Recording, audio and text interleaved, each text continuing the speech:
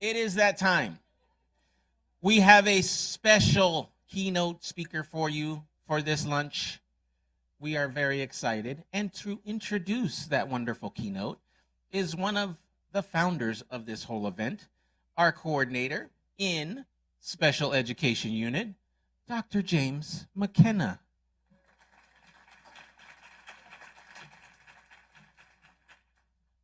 Hello. You get to put the face to all the emails that I sent out. First off, before we move forward, are there any veterans or families of veterans in the room? Please stand up or raise hand to be recognized. Thank you to our veterans. On behalf of veterans, as a Navy veteran, you're welcome for Monday. Thank you very much. Okay. So I 4.5 years ago, I became the first consultant of special ed for curriculum and instruction, and opened my big mouth at a meeting and said, hey, we should have a big event for special education. And they listened and said, okay, James, get started. So luckily, so many more people have come and worked on this and done so many things, and we've thanked many of them this morning. I do want to take a minute to thank Dr. Sandra Williams and her folks from Head Start, for sponsoring our parents and presenting and helping get the word out and really expanding the focus of what we've been doing. I'm actually not the consultant of special ed anymore because I spent a lot of my time on universal design for learning. And what we want people to understand is that it's not a special ed thing, it's an everybody thing. And I can't think of a better person to come talk to you about universal design for learning than our keynote speaker, Dr. Loui Lord Nelson. As a former special educator, and that she's gone on to become even more special, authoring several books, Design and Deliver, which is, from Brooks Publishing, and you can talk to them about that. The culturally responsive book that's in your gift bags, everybody got, the culturally responsive design, the UDL approach. And then her third book is A Tree for All, a coloring book about UDL. It's fantastic. She works with educators across North America, Africa, Europe, Asia. I mean, half the time I was emailing her about this. She's like, I'm in Singapore right now, or I don't want to send the file because I'm in Uganda. So we're lucky we were able to get her when she's in our time zone. And she even works in Australia. She's a member of the original CAST cadre. And if you know about CAST, they're the architects of UDL. And she produces the podcast UDL in 15 minutes. So she's got so many resources for us and knowledge to share that I'm really proud to introduce to you Dr. Loui Lord Nelson.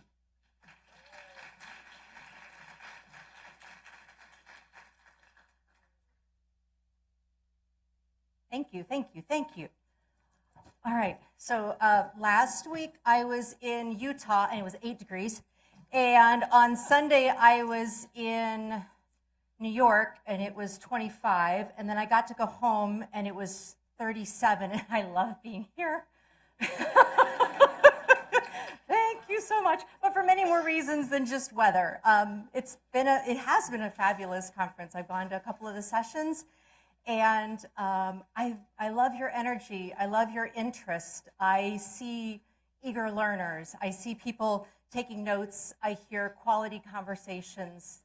This is incredible. So thank you again for hosting me. It's wonderful to be here.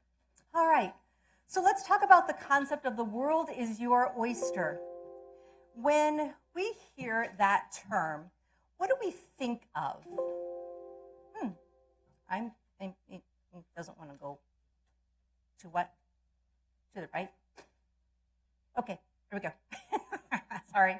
So when we think of that term, the world is your oyster, what do we think of? And some of those options are going to be, we say that to our students who we want to say, oh, the world is at your feet, right? Or we think of them and we say, oh, you can be anything that you want to be, right? Or you're the captain of your own ship. You're going to send that baby wherever you want it to go. The world is your oyster. But who do we say that to? Well, first of all, let's think about the concept of the world is your oyster. So So here's an oyster shell. And what's inside of that oyster that we see? A pearl, right? Our learners are the pearls, because we're telling them that the world is their oyster. They are within that world, and they get to make it whatever they want it to be. But who do we say that to? Do we say that to this young man? This young lady? How about this young gal? This young man? This young lady? How about these young ladies? Do we say that the world is your oyster to every one of our learners, or do we reserve that?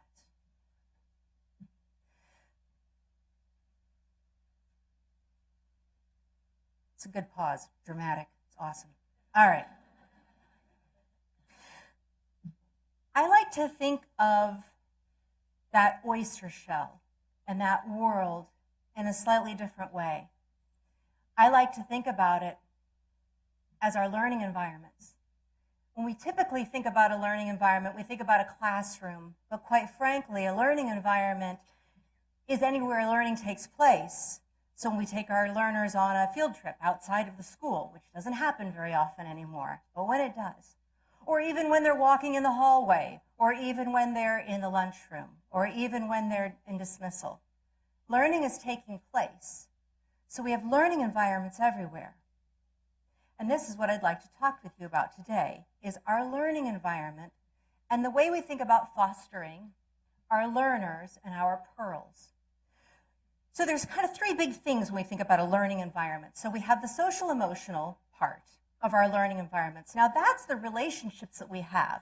The relationships that we have with them, the relationships they have with us, the relationships we have with other adults in the building, right? And then how we just plain interact. It's what we do. It's our norm. It's what's expected. So when people are walking into the learning environment that we design, it's what they know is going to happen, right? So then also we think about the physical, right? So we think about the desks and the rugs and the chairs and the bookshelves and anything else physical that's going to be in that environment. And how we make those pieces accessible to all of our learners at all times. And then how we design so that our learners can show their knowledge to us. So this part, within the world of UDL, we're hoping that our learners are taking a bit more control of that. We're handing that over to them in more ways. We're shifting that teacher-centric role to make it more of a shared space. And then how consistently we provide them with that level of control. Now, equity is something that needs to be woven into our learning environments, period. So we think about equity, we're thinking about policies, programs, practices, curriculum, situations. We want those to support the needs of all learners, right? Including those who are marginalized. We want them to have equal opportunities for access to pursue and achieve outcomes that lead to success. And as I just said, one of those places that we can find that is in the learning environment. Now here's another way for us to think about equity. So if I were to say that everyone here was going to get a conference t-shirt, that's not true, don't get excited. But if everybody here was going to get a conference t-shirt, it was like, yay, we're going to get a conference t-shirt, that's awesome, that's equality. And then if I said, you're going to get a conference t-shirt that fits you, now we're getting to equity, okay? We make sure that all have access, but we're also thinking about those individual needs, okay? So when we think about this pathway to equitable environments, what are we going to use? Well, you know, I talk about universal design for learning, so of course I'm going to talk about this. But what I'm going to focus on today is what the goal of UDL is. The goal of UDL is to create expert learners, right? We want our learners to be purposeful and motivated. We want them to be resourceful and knowledgeable. We want them to be strategic and goal-directed. And all of those opportunities that are above that line, if you're not familiar with Universal Design for Learning, it's all those things, all those words, all those descriptions that are above those 6 words are the evidence-based practices that come from the research and the research that helps us understand how the brain learns, that guide us to choose quality practices for our classrooms, so then we can create spaces where our learners can become expert learners. Now, CAST recently said, you know what, we probably need to break this down a little bit more for folks. So they created this document, and a little later on, you're actually going to be using this document, and it's in SCED, and it's in this part of the, under this presentation. So you'll be happy to know that document will be there. But this just easily and nicely breaks down what we're talking about when we talk about expert learners. Okay? Now, as James mentioned, I have a podcast. It's called UDL in 15 Minutes. And I interview educators from all over the place about their experiences with implementing UDL. And it doesn't matter if they just started last year. It doesn't matter if they've been working with this for 8 years, 9 years, 10 years. It's people who are excited, they're jazzed about what they're seeing based on Universal Design for Learning in their learning environments. They're so excited. And so I'm going to be using some clips from 3 of those and giving you some opportunities at your tables to talk and think more about what you're hearing and then this connection to equity. All right? So Rachel Barilari teaches in Baltimore. She's in the heart of Baltimore, and her 8th graders span socioeconomic levels. She has a multitude of languages spoken in her classroom. She has several learners who just came to the United States this year. She has other learners who their families are first generation, and then she has others whose families have been here for a long time. It's a healthy mix. A healthy mix also in socioeconomics. But she's going to be addressing in this little clip the parts that address this social emotional piece that I talked about. Now, where she came to this podcast was to share with me a poetry unit that she created using the framework. And she's taught this poetry unit for a long time, and she loves this poetry unit. But she wanted to think more about giving all of her learners better access to understanding poetry and then creating their own poetry. But how they came about to create the poetry is one of the ways that she thought about access. It's also an arts school focused on arts. And so you would think, oh, well, automatically they've got that whole thing on representation and action expression down. But actually, no, they hadn't done the deeper thinking going into the principles. And so she wanted to share that part of her story.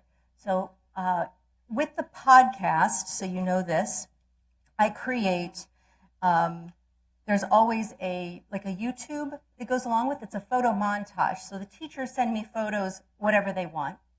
And then I create a transcript, which then becomes closed captioning for those videos. There's a closed captioning with audio description, transcripts with that audio description, and then there's a blog that I create to kind of take ideas further. So I pulled these videos from YouTube so we wouldn't have to go out there, and I'm going to tell you that the closed captioning unfortunately doesn't come with it, so we're going to be relying on the Google service here, or the translation service. So I'm giving you that note. Number 2, after we watch this, I'm going to have you talk with one another for about 2 minutes. And since there's about 150 of you and there's one of me, what I'm going to ask is that when I'm going to ask you to come to a close, I'm just going to put my hand up, if we can do that good old-fashioned nugget, and others, just raise your hand to help other people know that we'll come back together. That way there's no yelling and all that kind of good stuff. All right. So let's go ahead and play this particular video. That sounds wonderful. Sounds like a really, really rich environment. Yeah, absolutely. And that's one of the things that I loved most about my school when I arrived there was not only the diversity, but also the students' empathy for one another and their curiosity to understand the different backgrounds of the people that they were going to school with. And so I immediately gravitated toward that and wanted to foster that curiosity and empathy within all of them, and to create a really genuine community where the kids could really express themselves and feel safe and feel loved and really want to arrive to every day to learn. Yeah. Okay, so before we talk about the poetry unit, because I really want to dig in there, but I'm curious because it sounds like this is something that's a part of the school culture. Because you teach 8th grade. Yes. I also taught 8th grade. Okay. And many of our listeners I know are middle school teachers, and Yes. a lot of people go, oh my gosh, I would never, ever touch Yeah. middle school, right? And so, but this sounds like a culture within the building of acceptance and warmth and some of these other adjectives that you use to describe. Can you talk about that just a little bit? Yeah, I think that it's a big part of our staff in the fact that many of our teachers feel have this desire to really foster these core character traits in our kids. Like I said, the school is a small school, and everybody knows everybody, and our principal really enforces this idea of it takes a village, and we all are looking out for all of these children. And so those core values, that's what we call them in my classroom, core values, things like curiosity, reflection, kindness, and grit and persistence, are things that are felt throughout the school. And as well as really trying to work on those social emotional learning needs of our kids and restorative justice practices. Many teachers in our school use those practices as well, which really really tackle that whole child approach to our kids. All right. So you just heard Rachel talk a little bit about that social emotional aspect of not only her classroom, but also the school, and think about that concept as the learning environment. So my second question down there, how do you think the consistency supports equity and helps learners become more purposeful and motivated? And I've given you some descriptors of purposeful and motivated up there. So for about the next couple of minutes, I'm going to let you have that conversation with the folks at your table. So go ahead.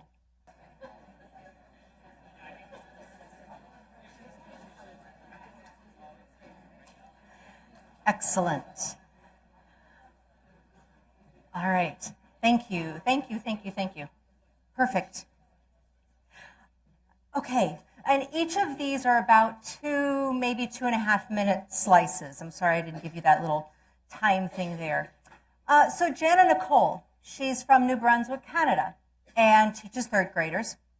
And all of these schools that I'm sharing with you are fully inclusive schools. They are all, if they have not, they are moving toward all self-contained settings. And so they're moving through this with UDL in hand, all right? So Jana, I think, talks a little bit about that in this clip. But she's going to be sharing how she'd stepped into universal design for learning. The way she wanted to do that was to think about the construction of her environment, that physical side, and how she was helping guide her learners through that learning environment to help make them more autonomous. All right, so we'll go ahead and listen to this. You're going to be, what are the consistent physical design components of her environment? Yes, so like I said, UDL is really big, so I find it's better to start small. And at the beginning, I decided to universally design the physical space in my classroom as much as I possibly could. So, for example, all of the materials that students use, they're kept within arm's reach, and they're in baskets which are labeled with words and pictures.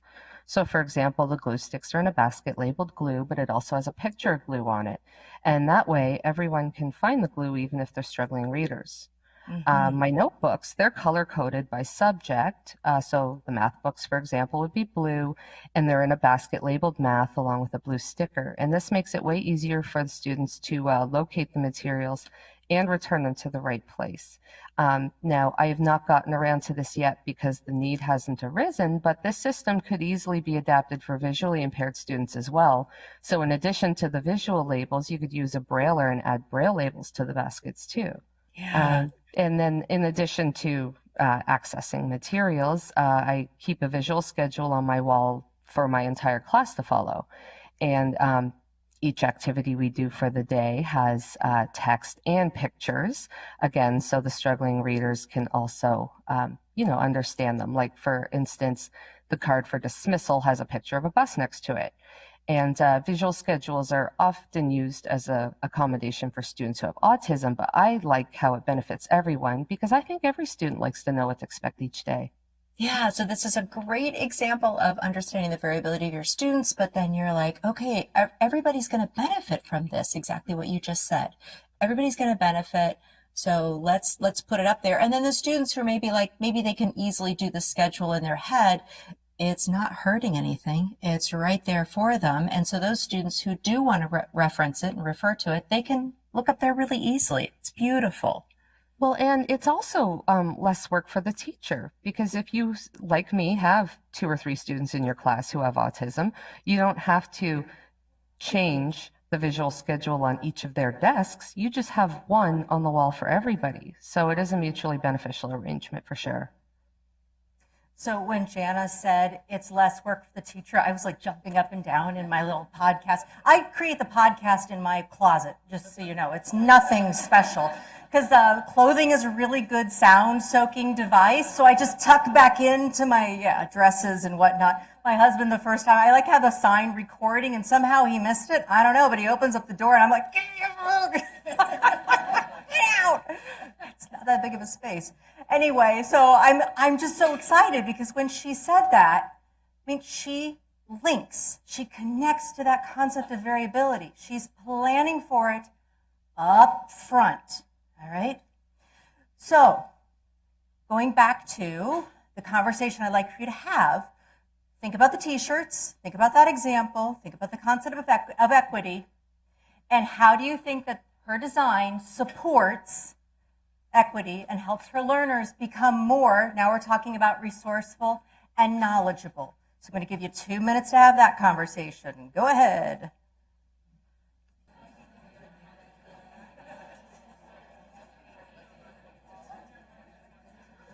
All right, nice. Good conversations.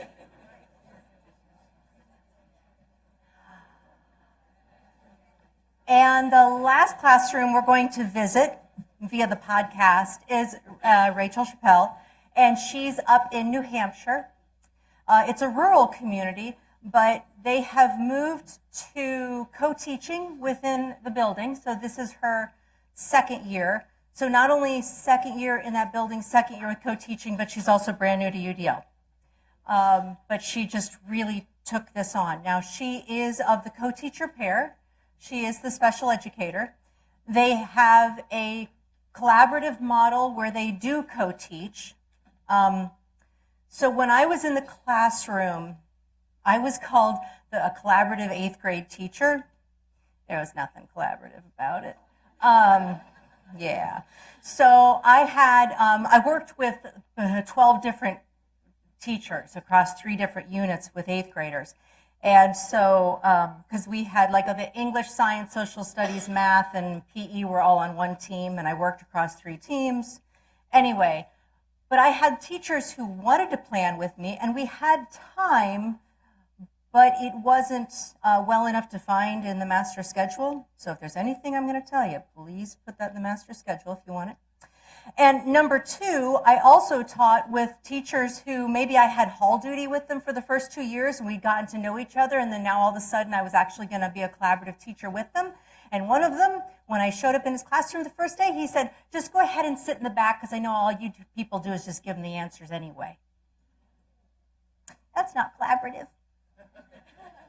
It's not. So I'm always thrilled to talk with people about what collaboration means and also to provide models of quality collaboration. And there are quite a few now that have shown up within the UDL and 15-minute podcasts. But Rachel is getting to a part of the learners need to participate in Ames Web. I don't know if anybody in here uses that. Okay. So the protocol within this part of the assessment is the students, they're given a prompt. They get to think about the prompt for 1 minute. They write for 3 minutes, right? And then you are assessing for the number of words. You're assessing for quality. You're assessing also for punctuation, okay? But she had a really significant aha moment of how she could provide choice within the structure of Ames Web and not do anything to the fidelity, all right? So you're going to hear a little bit about that, and I'll fill in a couple of holes when you're done listening to her. But this part of the section, you're going to hear her talk about how she was giving her owners more ownership within this process.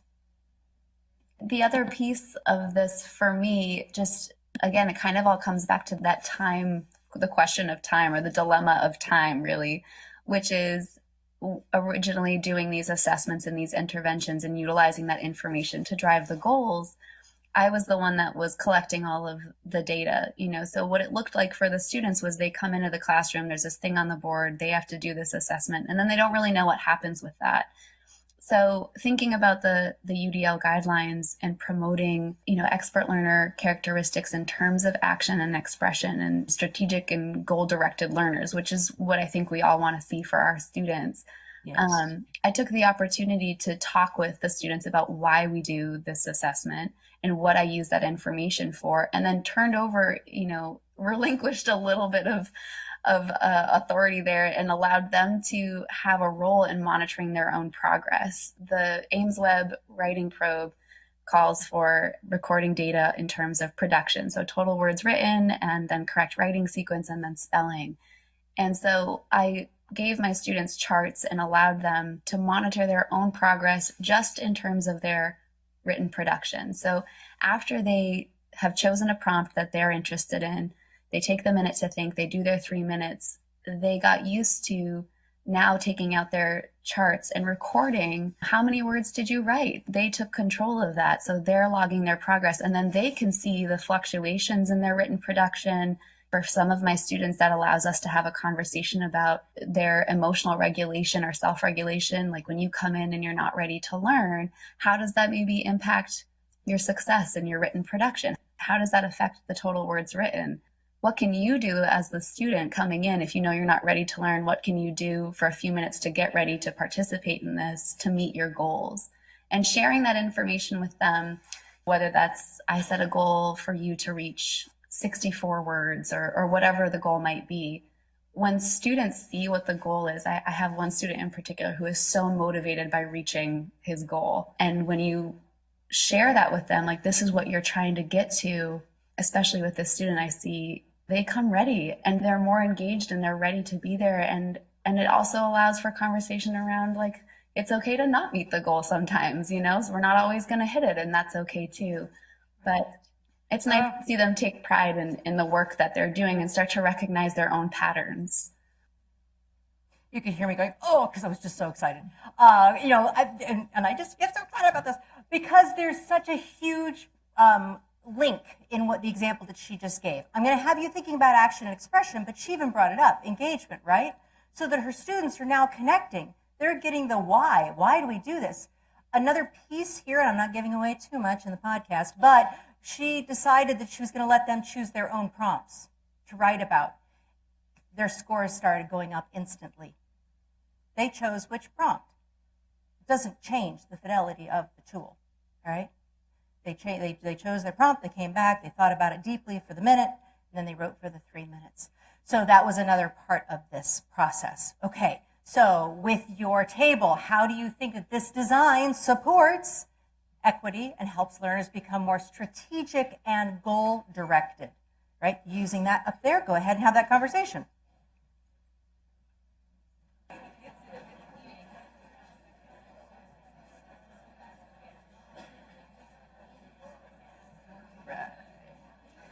All right. So going back to, thank you very much. Thank you, thank you. Going back to this concept of how the world is your oyster, the oyster, that is our learning environment. We are creating that learning environment for our pearls, for our future pearls. Okay? You're going to work in teams for about 7 minutes. And the table mates that you have are your team. I'm sorry if you made a bad choice. But you're going to, at least one person there is going to be a scribe. Everybody else is going to be a thinker and an engineer. So let me talk you through this process. As a team, you're going to identify 3 ideas for each of the principles, all right? And you're going to write them on the cards. So, for example, nice coloring, Loui. Woohoo! There are 3 cards that are green. So you're going to write 1 idea on a green card, 1 idea on a green card, 1 idea on a green card that link back to expert learner traits. I have a connection up there for the guidelines, but quite frankly, I would encourage you to open up that expert learning guide that I talk about. It's in Sched. All right? You're going to write 3 ideas for representation and 3 ideas for action and expression. Now, the scribes, like I said, is going to write those down. This is where it gets fun. As engineers, you're going to try to build the tallest structure possible using only the index cards. No glue, tape, stabilizers, or any other nouns can be used to hold up the structure. Clear? All right. And you're going to take a picture of your expert learner tower, and you're going to either post it to Twitter and use include LAC, because that's where you are, hashtag UDL. And if you'd like to tag me, that's great. I'm at Loui Lord Nelson. If you are not a Twitter person, then you know what? You're going to send it to James. There's his email. I didn't tell him about this. He's going to get a bunch of emails, I hope. Take a picture of your tower. Now, this is pride, not prize. I'm so sorry. All right, but I am going to give you about 7 minutes to do this. So with your teammates, you're going to think about those 3 ideas. Don't start building until you have your 9 ideas written down. 7 minutes. Go. So either with your pearl in hand, looking down at the pearl, or just close your eyes. Whichever one is most effective for you. Your pearl in hand. You can close your eyes, or you can look down at your pearl. The first thing I would like for you to do is think about that pearl and connect it to a student to whom you've either said, boy, the world is your oyster. Think about that learner. Now I want you to think about a learner to whom no one has probably ever said those words. They've not heard that yet. And please pay attention to that word that I just used, thanks to Carol Dweck. They've not heard it yet. Because you are going to return to your learning environments, whatever those are. And you are going to focus hard on ensuring that all learners have the opportunity to become expert learners, and all learners are provided opportunities for equity. Thank you very much.